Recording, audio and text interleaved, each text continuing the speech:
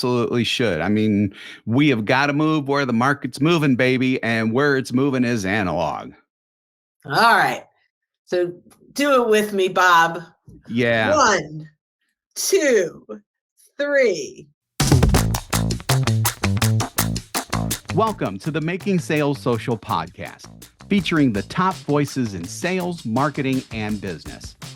Join Bryn Tillman, Stan Robinson Jr., and me, Bob Woods, as we each bring you the best tips and strategies our guests are teaching their clients so you can leverage them for your own virtual and social selling. Enjoy the show. Well, hello. We are live, and we're excited to have you guys here. And let's just get going. Welcome to Making Sales Social. Today is April 1st, 2024. I'm Bryn Tillman, and I'm here today with Bob Woods. Hello, Bob.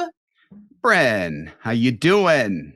I am good. We are typically known as LinkedIn and social selling trainers, right? And we're at the forefront of digital sales strategies. And I believe cutting edge in leveraging technology and AI for sales success. But today we're taking a sharp turn, an unexpected turn. Yes, you heard me correctly. We're going old school cold calling as we believe. We believe it has now eclipsed LinkedIn and social selling, and why we think artificial intelligence is sunsetting. It's too early. Anyhow, let's keep going. Let's do this. All right. So hands down, we are seeing today a significant shift from social selling into now what we believe is going old school, going cold calling. So why is cold calling better than social selling? Well, first, I think we're on personal touch overload, right? With LinkedIn and social selling, we have personalized connections so much that I think people are tired of it. So I think cold calling really creates this rush of adrenaline interaction that LinkedIn messaging just can't match anymore. Nothing says I care like interrupting someone's day. Oh God, I know. I love it when that happens. And I'm so glad that we're making this shift because LinkedIn is just social selling. It's so 20. I don't even know when to put it anymore in terms of years, but cold calling, man, this is it. This is us. It's it. Because you know what? When we talk about interruption marketing, if we can interrupt someone in the middle of their busy day, in the middle of their busy schedule, they're going to be thrilled to talk to us. It's just the way it is. Interruption's hot, man. What can I say? It is hot. Interruption is the new personalization. How about that? Oh, really, really liking that, man. Really liking that. So there's another thing I think, right? The mystery caller advantage. Unlike LinkedIn, where you can see someone's entire professional profile, who they're connected to, who they follow, the content that they share, what they're engaging with, what matters to them, cold calling adds an element of mystery. And who doesn't like a good surprise? You know something? With all of these podcasts that are out there now with, mysteries and, all the serial killers and stuff like that and all the mystery that builds up and like that, I liken it to taking that over to your sales efforts. Mystery sells, baby. And that's what this is all about. Right. Dateline is in, right? Everyone is watching all those things. Why wouldn't Oh, yeah. Right? Absolutely. And complete mystery. You know the ending, but you don't know who did it. Well, on cold calling, you kind of know the ending too. They're probably going to hang up on you, but that's okay. That's okay. That's just great because it gives you another chance to be more mysterious on that next call. Absolutely. How about the thrill of the chase? The uncertainty of not knowing whether you'll be welcomed with open arms, open ears, or immediate hang up. The exhilaration and the element of suspense and adventure really adds to the day. So the thrill of the chase, I think, is, it's in dating. Why wouldn't it be in sales? Yeah. Hearing that little double tone that you get when people hang up, because you don't get the dial tone anymore if you're on mobile yeah, that's right. If you're on mobile, you don't get the dial tone anymore, but you do get that boop, boop. That just that just really gives me just so exhilarating. So exhilarating. Yeah, so awesome. Okay, spam filters. So, you can't stop emails and LinkedIn messages and Yep. in-mails from going into spam. Yep. But guess what? There's no spam when it comes to the good old-fashioned telephone call. Especially Or if they're on landline, especially if you're calling on landline. There might be a little bit no. on mobile, but still, there's that rush there that, you got to do it. You got to It's interesting do it. because we do get a lot of, it's a spam call, right, coming in on our mobile. So we have to make sure that the cold callings we're doing, even though we're interrupting someone's day and probably annoying them, that they're not blocking us so that we don't become that spam. We got to think about Yeah. that one. Yeah. All right. How about nostalgia sells? Oh, Right. that's what this has all been about, is nostalgia. Getting back to the way things used to be, like in the good old days. Yeah. I think people are really over newfangled gadgets and gizmos. I do. I And do too. I think they want someone who gives them the flashback to the good old days of smile and dial. Smile, dial, and just letting it rip and getting to those 100 and 125 dials a day. There is nothing like it. You feel accomplished when you get to that number of dials that you Yeah, I'm want. really sorry I got rid of the little sticky mirror that was on my monitor in 1992 Oh, I because remember those. yeah, because and literally it said smile and dial, and so people could hear you smiling on the other end. Really important. Smile and dial, baby. That's what it's all about. Smile and dial. So, and let's just talk about for a moment why I think AI, or what we think AI has peaked and the trend is now older, right? Good sales takes grit. We Yep. know from Gary Vaynerchuk that it's hustle, hustle, hustle, hustle. Yes. And when you're using AI and ChatGPT, it's so simple. It saves us so much time. It enhances productivity, and it can really help us create trust-based conversations. But the grit and the hustle is no longer part of the day. That hard working is no longer part of the day. So is it really sales? It's you gotta have that grit going. You gotta have that finger snapping kind of thing in mind whenever you are doing anything in sales, because it is about the hustle, hustle, hustle. And Gary Vee, man, he knows what he's talking about when it comes. Yeah, and when you're using ChatGPT, you're not hustling. It's so much easier. And so I think we're betraying Gary. Yeah, we can't. You can't betray the Gare. You can't betray the Gare. You just can't do that. Not at all. Gary Vee. All right. How about, and this is huge, the return of analog. Yep. My son-in-law, who is 34, has a record player and he's buying vinyl records. And my niece, who's 11, for Christmas, my son got her a Polaroid camera. So, hey, there is this return to analog. So why shouldn't sales follow suit? Should. It absolutely should. I mean, we have got to move where the market's moving, baby, and where it's moving is analog. All right. So do it with me, Bob. Yeah. 1, 2, 3. April Fool. And sorry about saying baby so much during that thing, but I wanted to get into character and be like all finger snappy and everything else, which if anybody truly knows me, I am so not like that. So, but yeah, everything that we just said is obviously not what we believe. And we just decided to get into the April Fool's spirit a little bit more than we normally do, but that's cool because it seems like more and more companies are actually getting back to the April Fool's thing now after not being involved in it for the past couple of years after the pandemic and everything.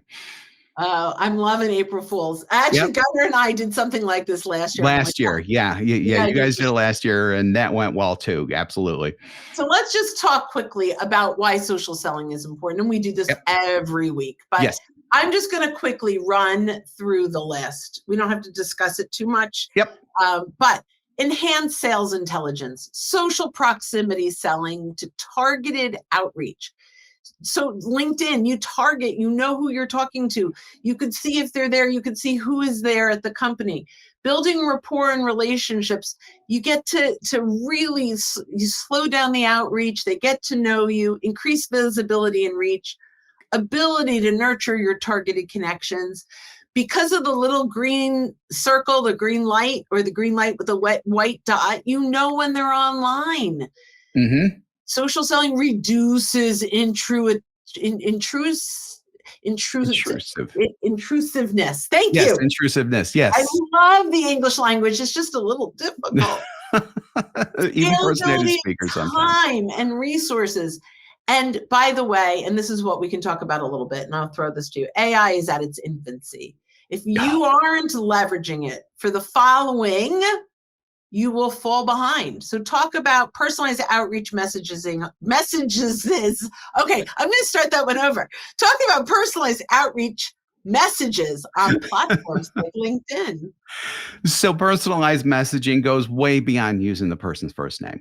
Let's just say that right now. I mean, you really need to have a good base of not only who the person is, but the concerns that they have, the types of things that they're looking to solve, and the emotions behind it as well. AI can help you discover all of that because it can do a much better job of researching not only the person in particular, but the type of job that person has based on their title and things like that, essentially. So you can get all of that. You can get it done very quickly so that when you do reach out to them, you are much better informed about what you're pretty sure to almost positive about what they are looking for and why they may be looking for you, and especially the emotions behind it. And AI can surface all of that much, much faster than you going through LinkedIn, doing a Google search, going through the Google search, yada, yada, yada, all that stuff. AI is definitely a much better way to do that. Awesome. Generating engaging social media content to attract potential buyers. Go. Yeah. So, I mean, with a couple of prompts, focusing on who you are, who you're looking for, and you can even bring in personas of like other people if you want to like pick up some things from X and some people and some things from Y. We made fun of Gary Vee earlier, but he does have a lot of good points when it comes to certain aspects of what we do. You can bring in that stuff too. You can have all that together to really create some engaging social media content that people are going to care about because you are talking to them about them and you're out there genuinely helping them so that you can attract them and get that important sales conversation started without, very much unlike what we were doing up at the top, without being salesy. Love that. Identify trending topics. That gets more into research, and again, ChatGPT and the other generative AIs out there are pretty good when it comes to research. You have to make sure that what they're bringing in actually exists because sometimes it does hallucinate. So you have to ask it to cite its sources, and then you have to check on the sources to make sure that they're real. But speaking overall, though, it's a great research tool, especially when it comes to trending topics, because it can go out and search the internet for those things as well, as long as you're using ChatGPT 4 or a paid product that will search active internet content. Awesome. Automating email campaigns for lead nurturing and conversion. Yeah, so that right there is an amazing reason because it can create, especially if you are the type of person like I am, you're sitting at the computer and you're going, oh my God, how am I going to split this into 5 or 6 different emails? That's where generative AI can come in and actually help you delineate all of those ideas into separate emails.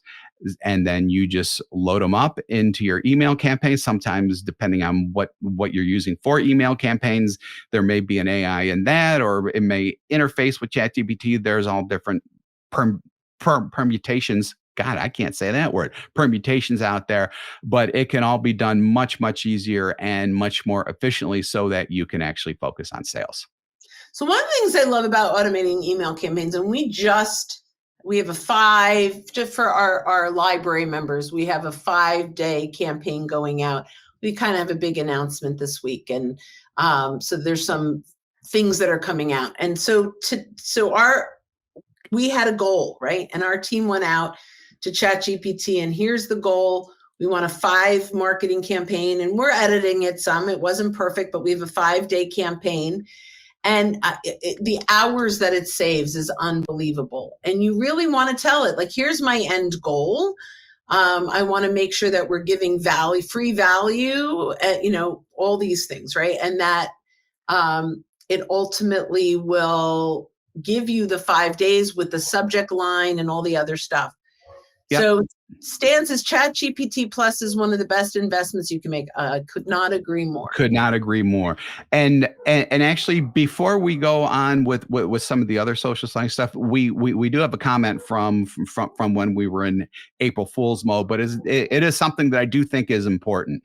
So Andy says this all works from what we were talking about before with cold calling and things like that. This all works as long as you have a generic product that may not have anything to do with their needs. So with that, I just want to pick up on the generic product part, because even generic products can serve purposes. I mean, and if someone's looking for it, you can still attract them with content and through everything that we do with social selling, whether it's benefits or whether it's the emotion behind why somebody may be looking for it. Generic products and using LinkedIn and social selling for that can actually still work and work well. So don't necessarily think that because you have whatever a generic product may even be, but if you think that you have one, you can still use this stuff and it can still be very effective. Yeah, Andy, let us know if we got you. Yeah, exactly. Yeah, either that. I have a feeling that he might have been bought in at that point already, but I did want to bring that up just in case. He's tongue in cheek as well. It's great. Yeah. I think he is too.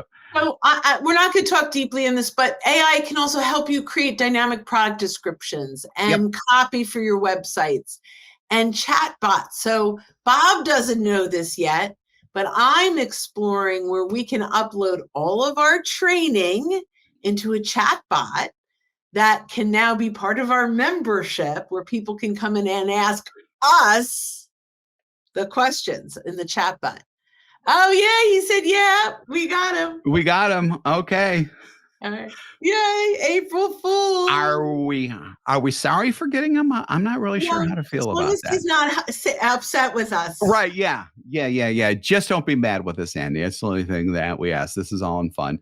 So the chat bot, I think is really, really interesting, because one of the things, and I'm learning this in like an advanced AI class that I'm taking, is not only do we help people, but we can also learn from the questions that are coming in what is important to people out there, and then we can actually generate content and do additional trainings or whatever we think is appropriate based on the data coming in. Yeah. So one of the things that I'm hoping as we do this, and this is just all in exploratory mode. Right. One of the things that I'm hoping is it will ask, did this answer your question? Mm-hmm. And if it's no, that we get an email so that we can answer the question, and then it goes into the database of its brain. Mm-hmm. Oh, okay. So Andy said, I thought you were asking if I got the joke, which he did. So when he said, yeah, you got me, it meant that we understood what he was saying by that, not that we pranked him on the joke. So glad to hear that. I want to prank people. Yeah, I know. I said glad to hear that, but at the same time, I was just like a little bit like, oh, darn. I'm not even a prankster, but April Fools, you got to do it. All right, so let's round this up. The bottom line is, if you want a cold call, God bless you. Really, if you love it, and there are people that will say cold call all day long, but here's what I would say. At least use LinkedIn to warm it up a little bit. Yep. At least use research and social selling to warm it up, so that you're not just buying a list or looking up Zoom info information and just calling down the line. Yeah. It's just, in my opinion, a complete waste of time. Do your research, know who you're talking to. And if you are going to cold call, at least cold call with a purpose and with context. Exactly. Because sometimes you aren't going to be able to reach someone or through the things that we're talking about, and you are going to need to pick up the phone. It's just it's going, I guarantee you at some point it's going to happen. Of But course. if you have everything that we have given you in terms of social selling and everything that we've talked about after the April Fool's part joke, of course, you will go in, just like Bryn said, so much more informed so that it doesn't sound like a cold call. Because how many times have we gotten actual real cold calls where it's obvious that they're dialing and praying essentially? At least stand out from that person by using what you have, because you've gone through the social selling part when you do eventually have to give them and I would even put cold call in quotes at that point, because even though it is the interruption and everything else, if you can prove right away that you've at least researched them, researched their needs, research why they may want to deal with you, the chances of it being more effective do go up. Awesome. All right, Bob, let's take this in for a landing. Yeah. So, I normally have my script pulled up for all this stuff at the end. I'm going to see if I can do this by memory. Wing it. It's April Fool's Day. Yeah.